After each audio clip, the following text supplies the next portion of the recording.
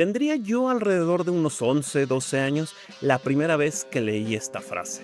Estaba yo leyendo una revista de videojuegos, tú sabes, de esas revistas que hojeas de atrás para adelante donde solamente estás buscando algo que te importa. Y ahí estaba, en blanco y negro, dos palabras sobre un juego que yo había decidido que amaba. Clon de GTA, o GTA Clone, o como sea que te guste decirle.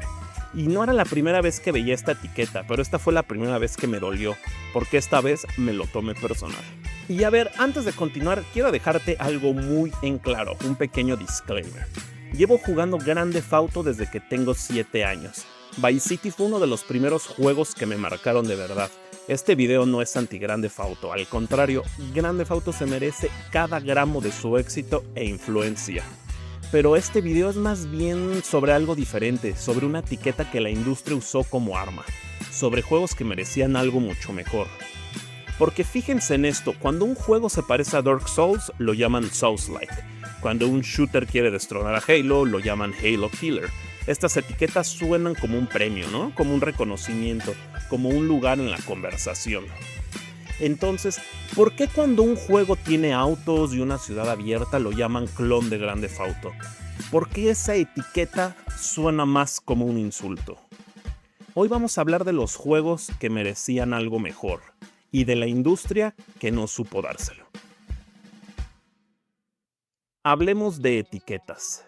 Y yo sé, el mundo de los videojuegos está llena de ellas y la mayoría funcionan bien. Veamos el primer ejemplo. Souls-like.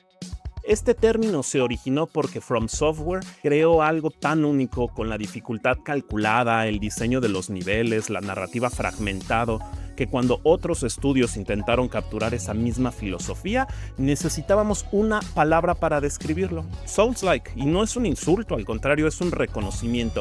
Es decir, este juego está en esa conversación. Metroidvania, 2 juegos, Metroid y Castlevania, que definieron una estructura de exploración tan específica que se fusionaron en un solo término. Nadie llama a Hollow Knight un clon de Metroid, lo llaman Metroidvania, y eso lo pone en una categoría que podremos decir que es hasta de honor. Roguelike, Halo Killer, Battle Royale, todas estas etiquetas describen sin degradar, que reconocen influencias sin negar su identidad, y luego está GTA Clone, o clon de GTA. Y seamos honestos, ¿qué es lo que te dice esa etiqueta? Porque la verdad no es un género, tampoco suena un reconocimiento. A mí más bien me suena a una acusación de plagio disfrazada de descripción.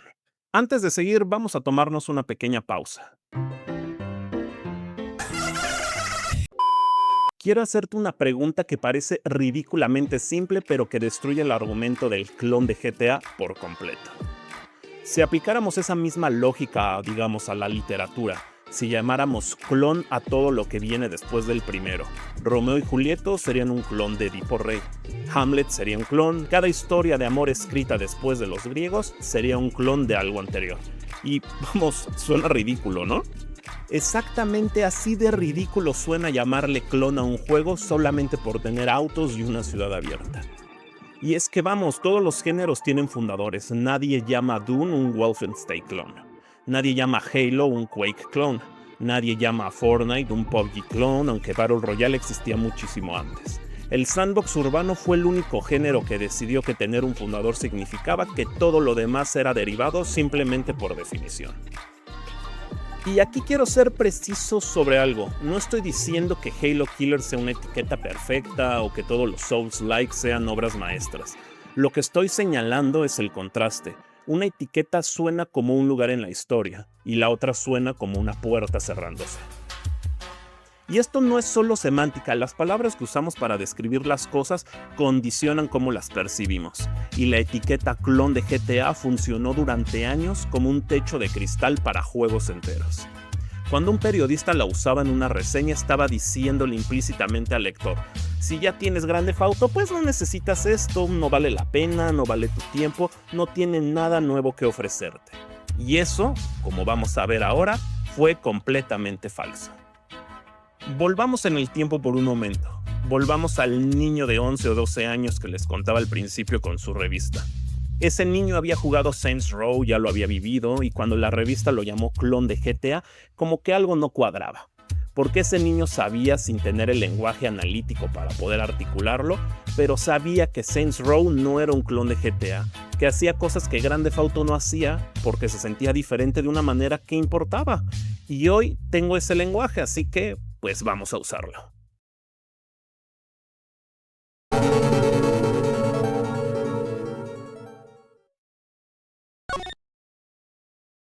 Veamos el primer punto, la creación del personaje.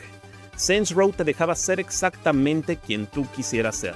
Querías ser negro, blanco, asiático, latino, hombre y en segundas entregas, mujer.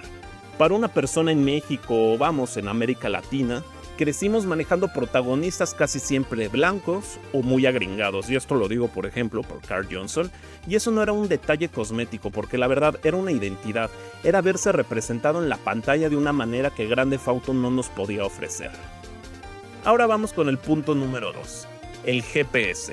Saints Row lo implementó muchísimo antes que Grand Theft Auto. Y esto no es una opinión, es cronología. Grand Theft Auto lo adaptó después. El clon fue en la otra dirección. Y yo entiendo, algunos me podrán decir, bueno, es que Grand Theft Auto no lo implementó porque en la época que estaba Vice City o San Andreas, el GPS ni siquiera existía o se estaba por inventar. Y está bien, esa quizás se las puedo conceder. Ahora vamos con el tercer punto. El mapa estaba completamente desbloqueado desde el principio, no había ninguna barrera que nos pusiera la historia, no había zonas prohibidas, teníamos la libertad desde el primer minuto, mientras Grand Theft Auto te hacía ganarte el acceso al mapa progresando en la historia. Cuarto punto, el teléfono interactivo. Podías pausar el juego, abrir tu teléfono, marcar números de los negocios que veías alrededor del mapa, podías poner las trampas o los trucos marcando números en el teléfono. Era una mecánica de interacción con el mundo que Grand Theft Auto no tenía.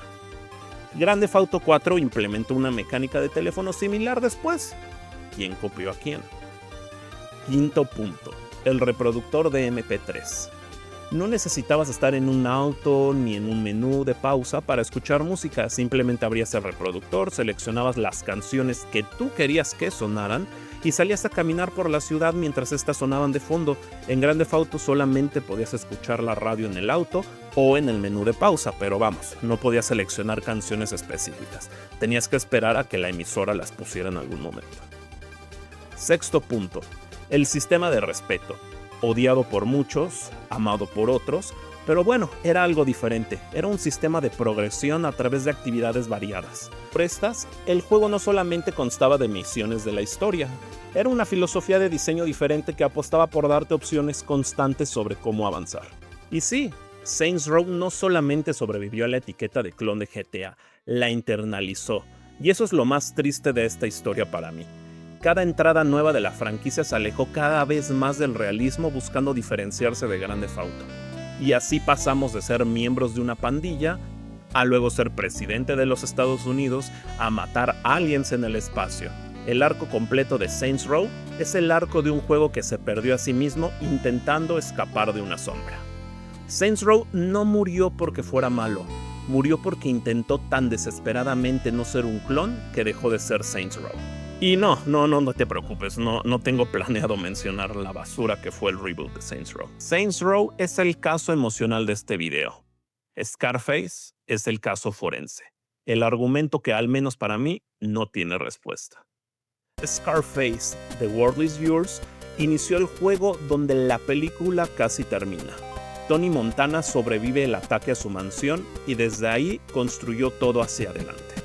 Y a ver, vamos a tomarnos un momento para pensar un segundo lo que esta decisión implica.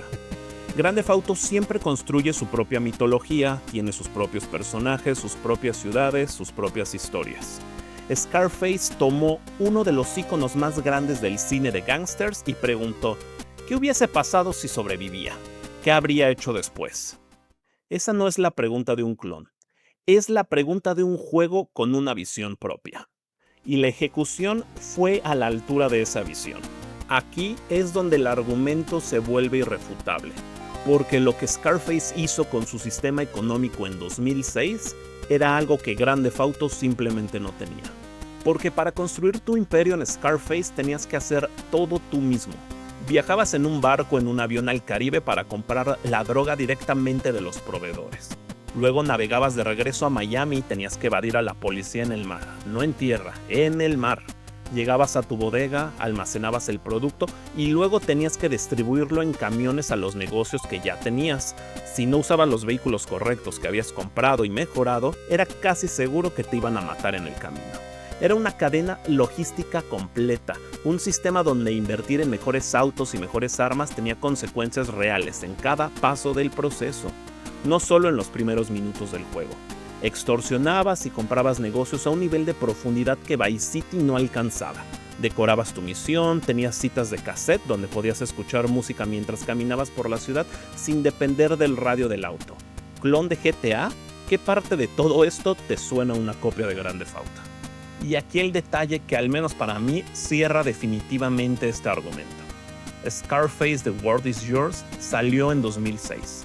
Vice City Stories, que es el juego de la saga de Grand Theft Auto que tenía mecánicas, digamos, similares al tráfico de drogas y gestión de negocios, salió en octubre de 2006. Si alguien copió mecánicas en esa ecuación, la cronología apunta en la dirección contraria a lo que la etiqueta implica. A menos de que el equipo de Scarface tuviera una máquina del tiempo para ir al futuro y copiarle las mecánicas a un juego que todavía no existía, el argumento del clon se cae solo. Clon de Grand Theft Auto, ¿con qué cara? ¿A esto cómo se le llama? ¿Sabes cómo se le llama? Yo te voy a decir cómo se le llama. Se le llama sinvergüenzada, se le llama desfachatez, se le llama descaro, se le llama no tener madre. Y antes de continuar, quiero ser honesto contigo sobre mis limitaciones en el siguiente caso. True Crime New York. Lo completé solamente una vez y la verdad fue hace muchísimo tiempo. La verdad no tengo la misma profundidad de memoria que tengo con Scarface o que tengo con Saints Row. Pero lo que recuerdo importa. En True Crime New York jugabas como un policía. Eso solo invierte completamente la fantasía central que Grand Theft Auto ofrecía. No eras el criminal, eras quien perseguía al criminal. O quien se corrompía en el proceso porque podías patrullar las calles o cometer crímenes tú mismo. La ambigüedad moral de un policía corrupto era una propuesta narrativa que Grand Theft Auto no estaba haciendo en ese momento. Y la crítica lo destruyó. La etiqueta de clon de Grand Theft Auto hizo su trabajo antes de que muchos jugadores pudieran formarse su propia opinión. Y aquí tenemos tres casos: Saints Row, Scarface, True Crime. Tres propuestas genuinamente distintas colapsadas bajo la misma etiqueta. Y no fueron los únicos. El patrón que vemos aquí no es coincidencia, es una pereza crítica que se institucionalizó. Fue más fácil poner dos palabras que analizar lo que cada juego estaba haciendo de manera independiente. Y para entender por qué pasó esto, hay que entender la magnitud de lo que fue Grand Theft Auto 3 en 2001. Grand Theft Auto 3 no fue solamente un juego exitoso, fue un evento cultural que redefinió lo que un videojuego podía ser espacialmente. Antes de Grand Theft Auto 3, el mundo abierto en 3 dimensiones con esa densidad y esa libertad no existía de esa manera. Fue un antes y un después real. Y esa dominancia creó un problema de percepción que duró años. Cualquier juego que operaba en el mismo espacio, ciudad abierta, autos, libertad de movimiento, era inevitablemente medido contra Grand Theft Auto. No porque fueran lo mismo, sino porque Grand Theft Auto había llegado primero y había llegado tan fuerte que se convirtió en el estándar por defecto. La prensa hizo el resto. En los 2000, anclar un juego nuevo a una referencia conocida era la manera eficiente de comunicarle algo al lector rápidamente. Es como Grand Theft Auto, pero era un shorthand útil. El problema es que útil no significa justo, y con el tiempo el shorthand se convirtió en veredicto. La comunidad lo adoptó. Una vez que la etiqueta existía en la prensa, repetirla era más fácil que cuestionarla. ¿No son borregos? Les van a decir meh. Y aquí necesito decir algo que me parece importante sobre el periodismo de videojuegos en general. Porque el problema del clon de GTA no es un caso aislado, es un síntoma de algo muchísimo más amplio. Y todos sabemos esto, la prensa especializada ha destruido obras con potencial real simplemente porque no entienden sus mecánicas, o porque el juego se les hace muy difícil, o porque el precio no les parece justo. Y esos mismos periodistas que enterraron juegos con ideas genuinas han ensalzado productos que no merecían ese trato. El ejemplo más vergonzoso, por ejemplo, sería Concord. Sony invirtió años de desarrollo y cientos de millones de dólares en un hero shooter que la prensa cubrió extensivamente durante su anuncio. El juego salió y cerró 12 días después. 12 días. Y ahí está el mismo periodismo que llamó clon de GTA a Saints Row, a Scarface, a True Crime, que son capaces de ignorar las señales reales de alerta en un producto fallido, pero incapaces de ver el valor real en juegos que tenían ideas propias. Y me pregunto, ¿cuántos juegos únicos perdimos porque nadie quiso tomarse el tiempo de ver más allá del primer parecido superficial? Y a ver, creo que ya nos desviamos un poco. Quiero regresar al punto de partida. Este no es un video anti Grand Theft Auto, nunca lo fue. Grand Theft Auto 3 reinventó un género. Grand Theft Auto San Andreas le dio identidad cultural a una generación. Grand Theft Auto 5 sigue siendo uno de los juegos más jugados del mundo más de una década después de su lanzamiento. Eso no se discute. Pero el éxito de Grand Theft Auto no justifica lo que la industria hizo con juegos que vinieron después. El problema nunca fue Grand Theft Auto, el problema fue una industria que usó ese éxito como excusa para no pensar, una prensa que eligió el shorthand sobre el análisis, una comunidad que repitió la etiqueta sin examinarla, y el costo fue real y concreto. Lo tenía todo. Tenía poder, respeto. Pero todo empezó cuando apareciste. ¡Lo perdí todo! Estudios que modificaron sus visiones creativas no para mejorar sus juegos, sino para diferenciarse de una etiqueta.